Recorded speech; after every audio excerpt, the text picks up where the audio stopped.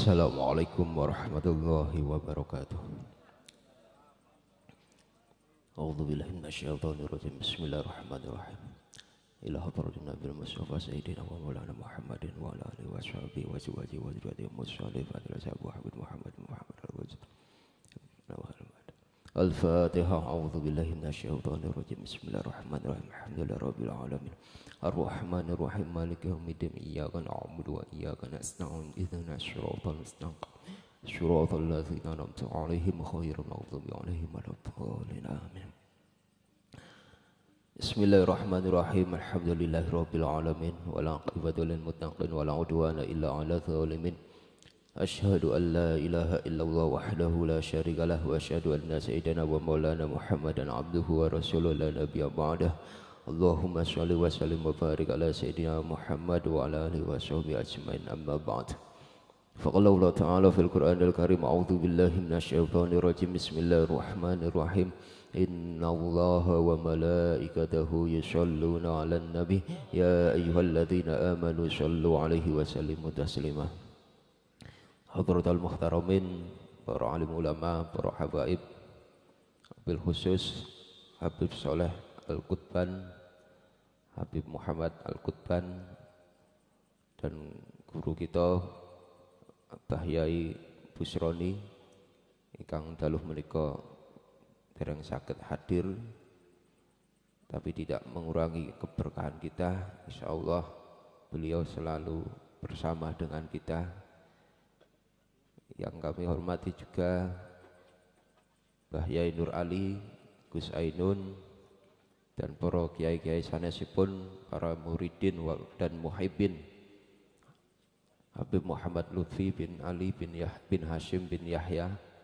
Mugi-mugi kita semua termasuk murid dari beliau-beliau yang senantiasa kita mendapatkan rahmat dan bimbingan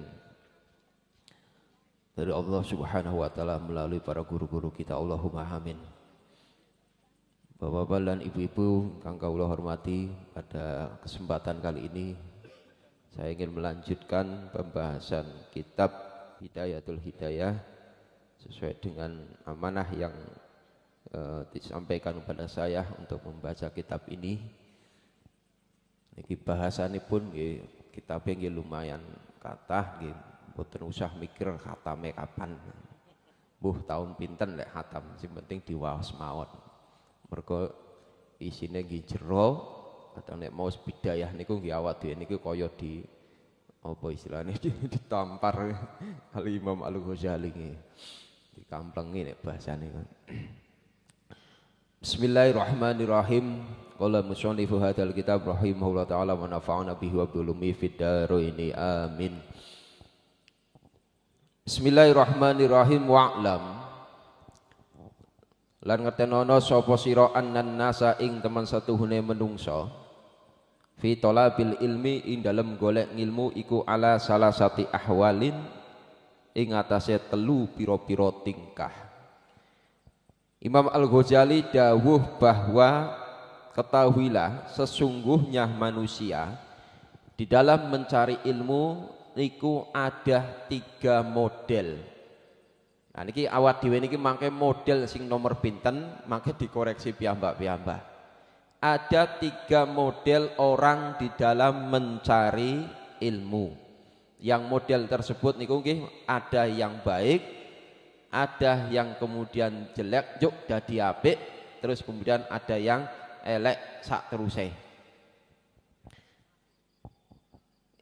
Yang pertama rajulin, rupane suwiji wong lanang tolaba kang nyuprih sapa rajul al ilma ing ilmu, liat takhidha supayane ngalap sapa rajul hu ing ilmu zadahu ing dadi sangune rajul ilal maadi maring gon bali temuju akhirat.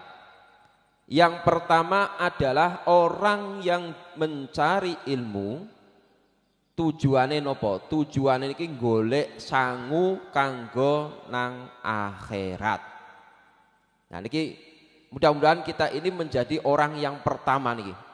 Kita hadir di sini bersama, kita kumpul di sini bersolawat, berzikir, dan kemudian kita tolabul ilmi, kita niati tujuane golek sangu sak ukeh-ukehe kanggo sangu nang akhirat. Tentunya sangu akhirat niku nggih kedah dilandasi kalian takwa, karena khairuz zadid takwa. Sak bagus-bagusnya sangu niku nggih takwa. Atau sipun ketika kita bersolawat, ketika kita berzikir dan kita bertolabul ilmi niku kedah dilandasi dengan takwa, semata-mata nderek perintahe Gusti Allah Subhanahu wa taala.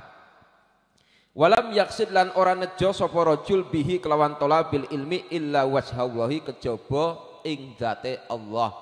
Orang yang pertama ini di dalam mencari ilmunya itu tidak diniati apapun kecuali mergo Gusti Allah.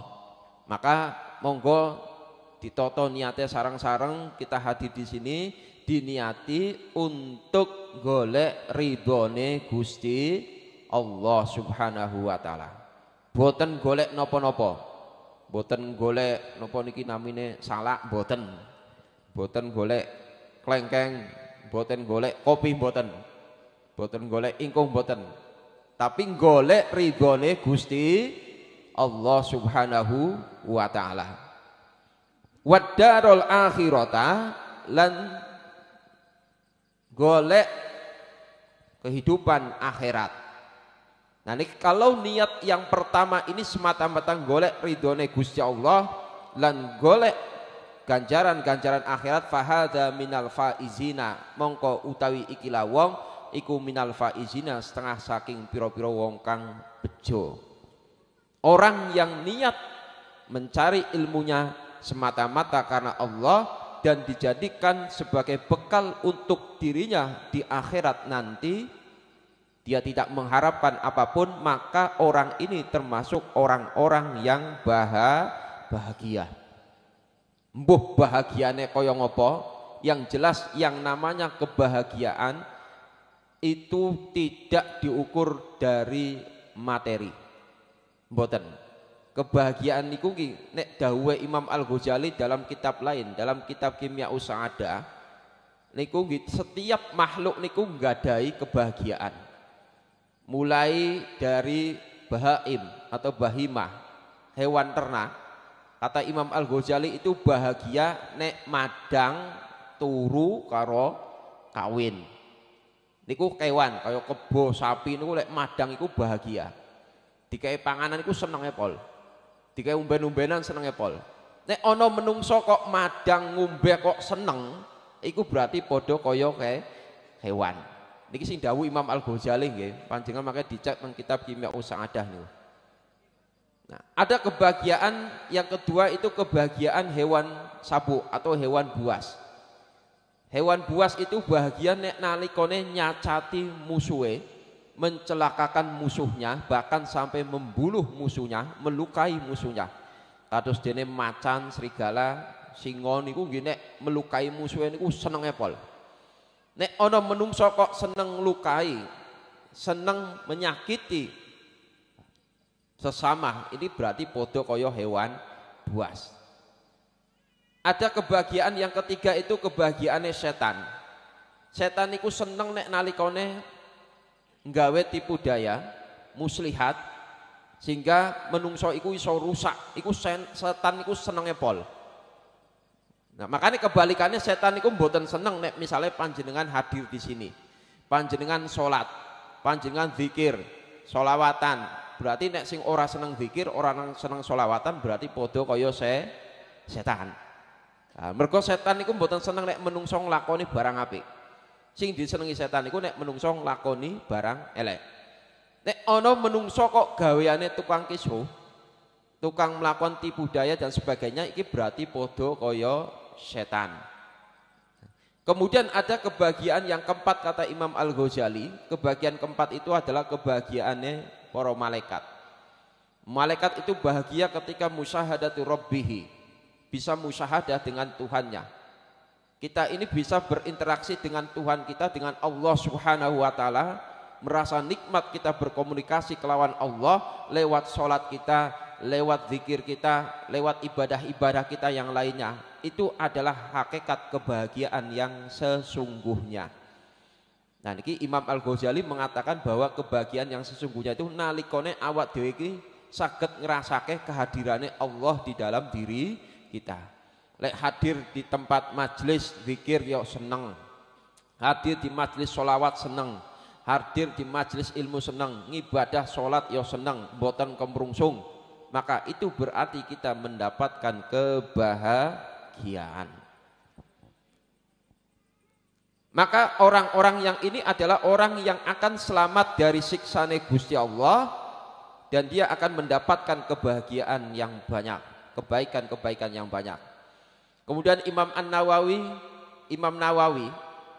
bukan An-Nawawi tapi Imam Nawawi Al-Bantani mengatakan di dalam syarah kitab ini bahwa tondone wong sing ngalim sing akhirat niku wonten 3. Iki abot jane niki.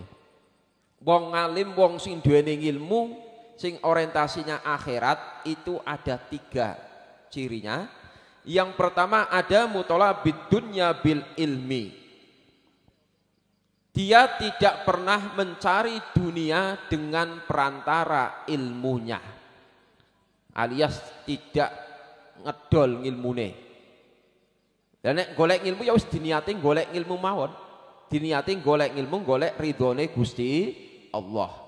Tidak ada niatan aku tak sinau golek ilmu ben aku pinter, juk aku kemudian dialem wong, mboten. Terus kemudian aku duweni kedudukan, duweni jabatan, mboten. Tapi ya sinau, tetap sinau golek ridhone Gusti Allah. Nah niki maka apapun ilmu yang kita dapatkan ini harus kita orientasikan untuk golek ridhone Gusti Allah. Panjenengan sinau yang tadinya tidak bisa kemudian jadi bisa, walaupun cuma sedikit, niku disyukuri. Karena apa? Berarti panjenengan niku nek tadinya boten paham, cuk dados ngertos, jadi paham, niku berarti angsal hidayah saking Gusti Allah Subhanahu wa taala. Niki yang pertama nggih. Kemudian yang kedua, tondone wong ilmu sing orientasine akhirat niku wa qaunu qasdihi bil istighol bil ulumi naila sa'adatil akhirah. Ketika dia menyibukkan dirinya dengan ilmu, tujuannya semata-mata golek kebahagiaan akhirat. Dados nggih wong duwe ilmu niku nek mboten cara paite nang donya niku mboten bejo ya mboten masalah. Sing penting bejo teng akhirat. Cara paite niku nggih luwih mending bejo nang akhirat, teng donya sengsara mboten napa-napa. Nah kados dene nggih para santri-santri niku biasa teng pondok-pondok niku diajari kon tirakatan. Madang sakonone, adus ya sakonone, kadang ya ora adus barang. Nganggo klambi ya sakonone. Tapi dinikmati niku. Karena ada tujuan, mereka ingin agar apa yang mereka lakukan itu bisa mendapatkan kebahagiaan di akhirat. Nah niki tandane wong sing ngalim sing orientasine akhirat, sehingga fayakunu muqtaniyan bi ilmil batin sa'isan liqalbihi bi mujahadatin nafsi. Orang yang alim yang orientasinya akhirat itu dia akan selalu memperhatikan ilmu batin, enggak teke kelawan ilmu batin. Ilmu batin niku napa? Ilmu tasawuf.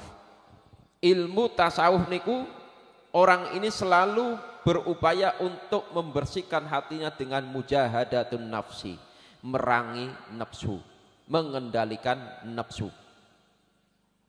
Jadi nafsu niku mboten saged dipateni, nafsu niku mboten saged dicalke. Nek panjenengan kok ngilangke nafsu, ora iso urip kanthi nyaman.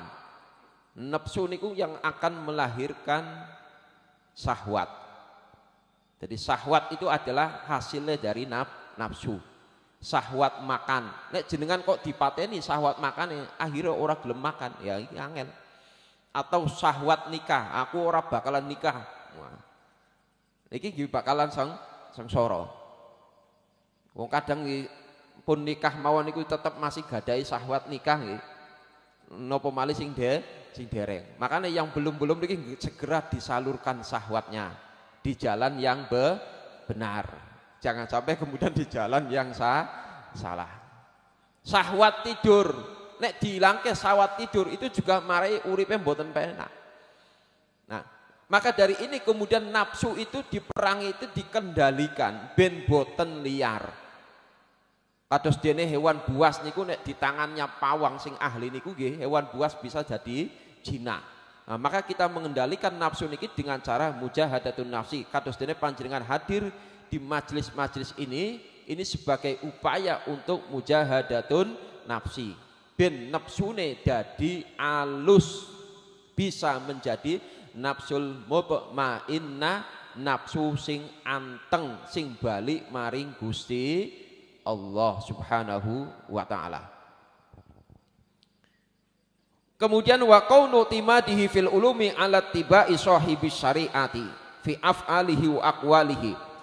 Orang yang berilmu yang orientasinya akhirat niki dia cekelan di dalam ilmunya itu selalu manut nopo sing disampaikan kalian Kanjeng Nabi Muhammad, baik secara ucapan ataupun perbuatan ataupun kebiasaan Kanjeng Nabi.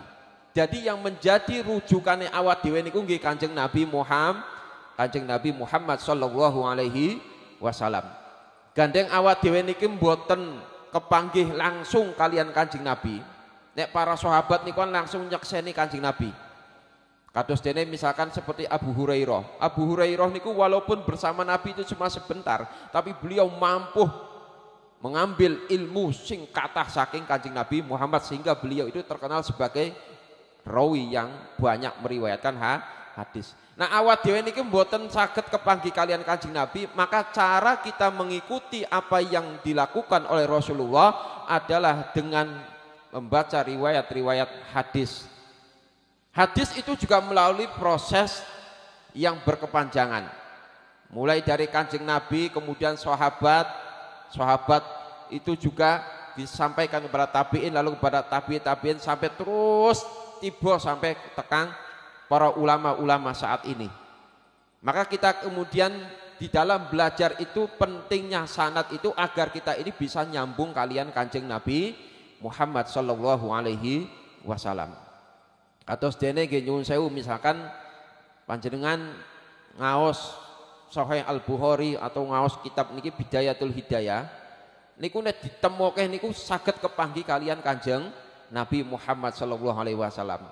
Nek sinau ilmu kok disambungke Kanjeng Nabi kok mboten saged, ditekoki gurune sapa? Gurune Google. Lah niki berarti sepedot.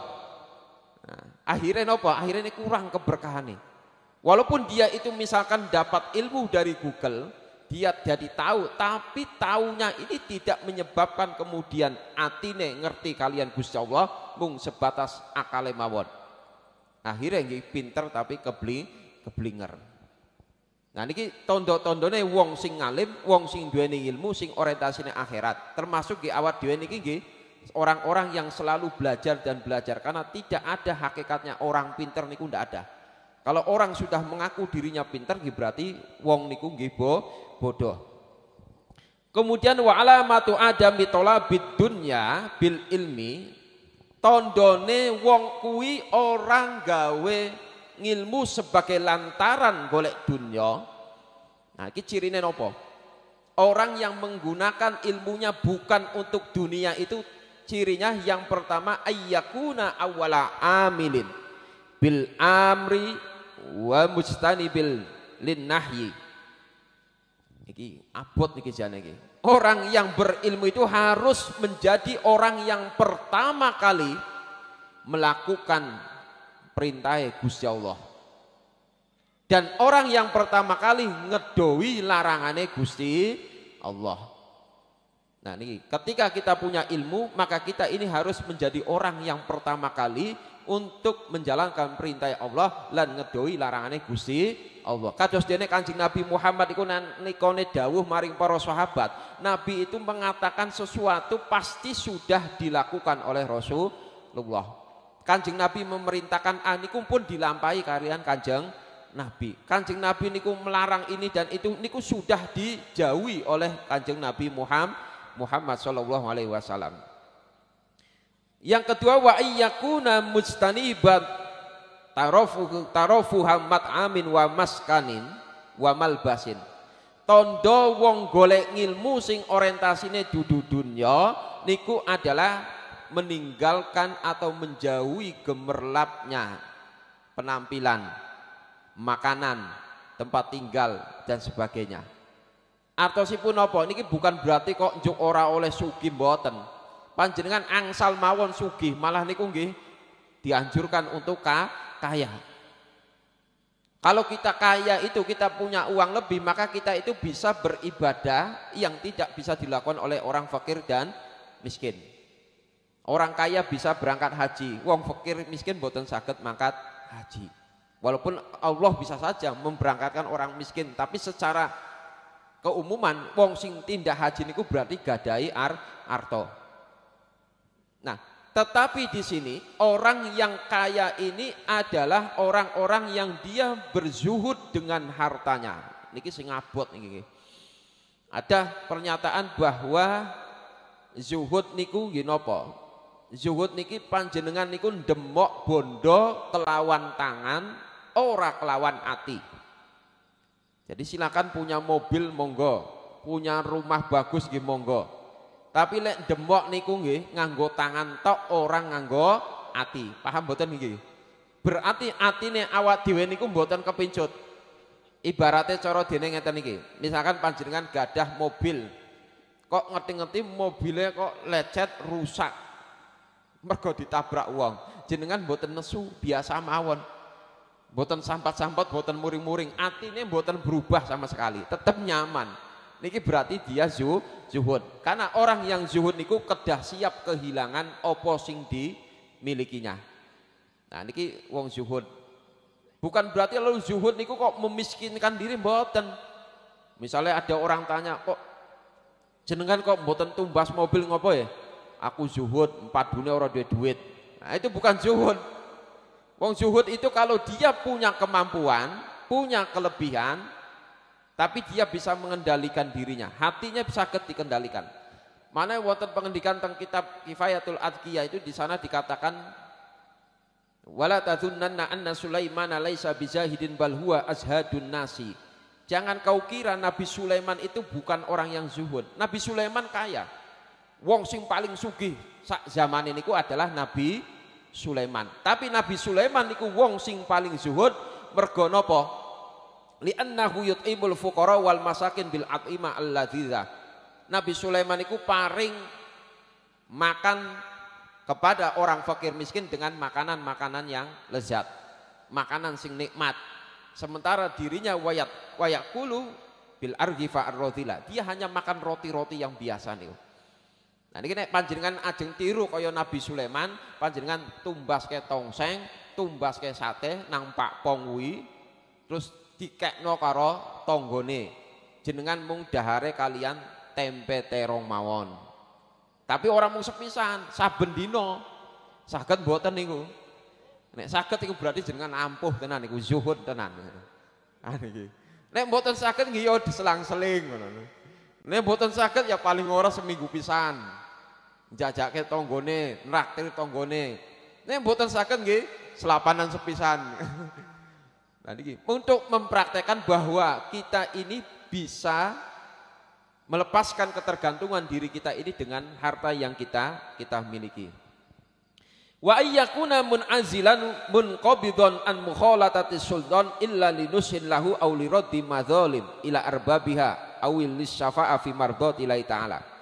Orang yang kemudian dia berilmu dan bukan dunia tujuannya itu tondone mengurangi interaksi dengan para penguasa, mengurangi interaksi dengan para penguasa, kecuali kalau ada niatan baik, misalkan dekat dengan penguasa tujuannya untuk menasehati penguasa, menasehati pemimpin. Iki pemimpin ini orang dikandani, mbu Pak RT, mbu Pak RW, mbu lurah, mbu camat, bupati dan sebagainya. Iki nek orang dikandani ndak bablas mengko. Aku tak niati ngancani bupati, kados Pak Yai Nur Ali niki. Tujuannya apa? Tapi bupatinya lebih ngalim. Nah, dalam rangka untuk mencari kebaikan, mencari kemaslahatan, itu mboten masalah. Yang tidak boleh itu kalau awak dhewe niku cerak karo penguasa, tujuannya ben awak dhewe niku kecipretan bondone penguasa. Itu yang tidak diperbolehkan. Aku tak cerak-cerak karo bupatine ben aku ento BLT misalnya. Double oleh. Nah, niki yang tidak diperbolehkan di sini. Kemudian orang yang berilmu orientasinya itu bukan dunia, itu adalah wa alla yakuna musari'an ilal fatawa. Wong sing gadahi ilmu sing tujuane mboten dunya niku mboten kesusu paring fatwa. Mboten kesusu mboten gampang nyukani jawaban. Jadi nek wonten tiyang sing tanglet niku masalah yang ngeten-ngeten iki. Wah, kuwi ngeten-ngeten iki mboten kesusu. Nek wong sing pancen betul-betul ngalim, betul-betul berilmu, dia akan memikirkan terlebih dahulu jawaban yang pas. Nek nalikone kok mboten saged, dia akan diserahkan kepada orang lainnya.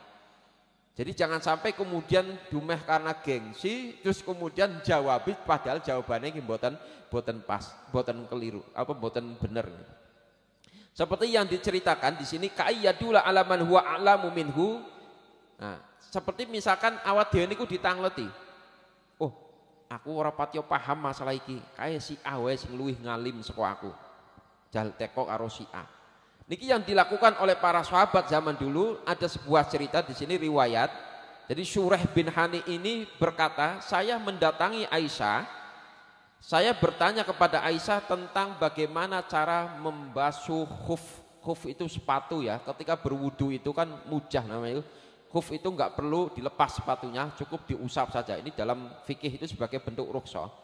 Nah, kemudian Aisyah mengatakan, tanyalah kepada Ali bin Abi Thalib. Aisyah mboten jawabi. Justru Aisyah malah menunjuk orang itu untuk bertanya kepada Ali bin Abi Thalib. Kenapa? Karena Ali itu pernah berpergian bersama dengan Rasulullah. Ali iki sing luwih paham tentang masalah babaan niki. Maka tanyalah kepada sahabat Ali, jangan tanya kepada saya. Nah, beda nek urusan masalah rumah tangga. Nek masalah urusan rumah tangga Kanjeng Nabi ya tanglete kalian Aisyah. Makanya misalkan ada sahabat pengen ngerti Kanjeng Nabi niku lek sare niku pripun teng daleme niku. Nah, tanglete kalian Aisyah karena istrinya yang lebih paham masalah itu. Terus kemudian juga ada riwayat dari Sa'ad bin Hisham bin Amir.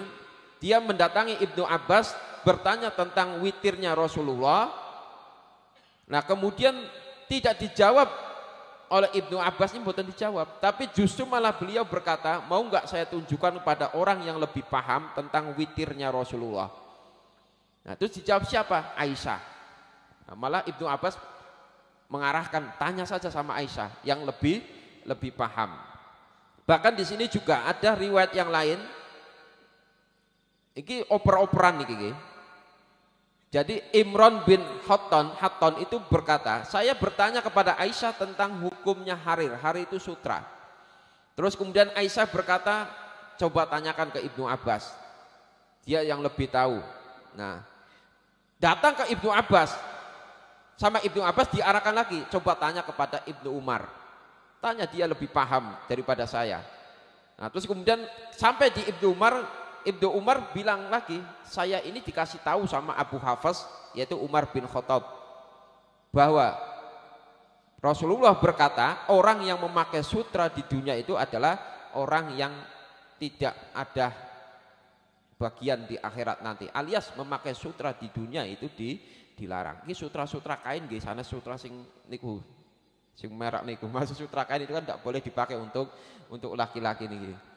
Nah, ini orang yang mencari ilmu yang pertama ini adalah orang yang bahagia, selamat saka siksane Gusti Allah nalikane diniati pados ngilmu tujuane nganggo sangu nang akhirat. Wonten malih yang kedua niki orang yang mencari ilmu warajulin talabahu liyasta'ina bihi ala hayatihil ajilah wa nala bihi al-izza wal jaha wal mala wa huwa alimun bidzalika mustashirun fi qalbihi rikakata halihi wa khisatan maqsadihi fa hadza minal mukhatirina. Orang yang kedua yang mencari ilmu adalah orang yang dia mencari ilmu tujuane kanggo ngurip-nguripi uripe nang dunya. Dan dia berkeinginan agar mendapatkan kemuliaan dari orang lain, mendapatkan pangkat, derajat, mendapatkan harta yang banyak.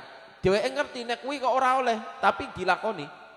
Maka orang yang seperti ini adalah orang yang mengkhawatirkan. Fa in ajaluhu qabla taubati khifa alaihi min su'il khotimah. Nek misale wong kuwi urung tobat, niat golek ilmu tujuannya pangkat, bondo, derajat dan sebagainya, urung sempat tobat kok ketekan mati, maka ini dikhawatirkan matinya dalam keadaan su'ul khotimah. Naudzubillah min dzalik.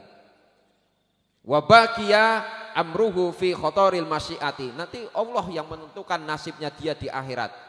Tetapi wa in wufika litaubati qabla hululil ajali wa adhafa ilal ilmi al amal wa tadaraka ma farata minhu minal khalal iltahaqa bil faizin fa inna ta'iba minadz dzambi kaman la dzamba lahu. Kalau orang yang tadi itu awalnya dia itu golek ilmu tujuannya golek bondo, golek pangkat derajat, juk kemudian sadar lalu dia tobat, kemudian dirubah niatnya, maka orang ini akan menjadi orang yang bahagia, orang yang selamat karena dia telah bertobat. Wong sing tobat niku padha dene kaya wong ora duwe dosa. Panjenengan walaupun dosane sak segoro sekalipun kathah akeh nek tobat yang ngasih tenanan, insyaallah seperti orang yang tidak punya dosa. Nggih niki kalih mawon riyin masih setunggal, mangke pertemuan berikutnya kula wangsuli malih kesimpulannya. Di dalam mencari ilmu hendaknya kita menjadi orang yang pertama diniati golek sangu akhirat, kemudian golek ridhone Gusti Allah Subhanahu wa taala. Ojo diniati liyane, ojo diniati golek bondo dunya ben awak dhewe iki dadi wong sing bejo dunya lan bejo akhirat. Yang kedua, nalikane wonten tiyang kok niate keliru golek ilmu, golek mergo golek pangkat, derajat, bondo dan sebagainya, maka segeralah bertobat mohon ampun kepada Allah, kemudian dia merubah niatnya, ditoto kembali niate, dirubah golek ilmu tujuannya ridhone Gusti Allah, maka orang ini juga nanti akan menjadi orang yang bahagia. Jangan sampai kemudian niate awak dhewe niki keliru-keliru nggih.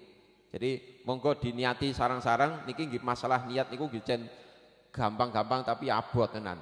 Kadang nggih niate pun apik, aku tak mangkat lah saka omah tak niat sholawatan, tak niat pikiran, tak niat golek ilmu, di tengah jalan niate beda meneh. Nah, berubah-ubah.